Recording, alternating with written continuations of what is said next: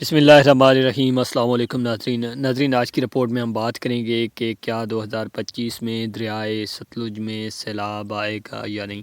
اس حوالے سے فیس بک پر مختلف قسم کی رپورٹیں جو ہیں وہ گردش کر رہی ہیں۔ آج اس پر ہم تفصیل سے بات کریں گے۔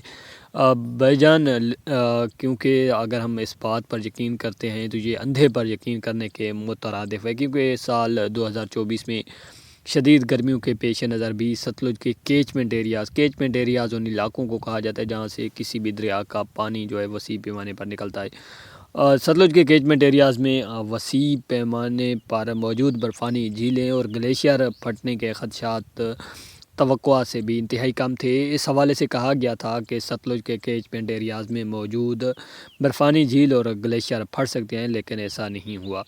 2024 میں سردیوں کا دورانیہ بھی انتہائی کم رہا، اسی لیے خطرے کی کوئی بڑی بات نہیں، جن پر مسلسل نظر بھی رکھی گئی، لیکن ایسا کچھ نہیں ہوا۔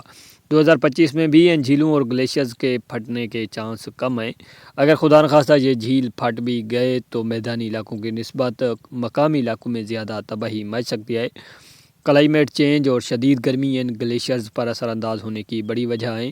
ان قدرتی عوامل سے نمٹنے کے لیے پاکستان کی حکومت نے ابھی تک کوئی مؤثر انتظام نہیں کیا، اس لیے فی الحال سیلاب کے متعلق ابھی سے الرٹ جاری کرنا درست نہیں۔ پوسٹ آگے ضرور شیئر کریں تاکہ مزید جو بھی اپڈیٹ ہے وہ آپ تک بر وقت پہنچ رہے۔ ملتے ہیں اگلی ویڈیو میں، تب تک کے لیے اللہ حافظ۔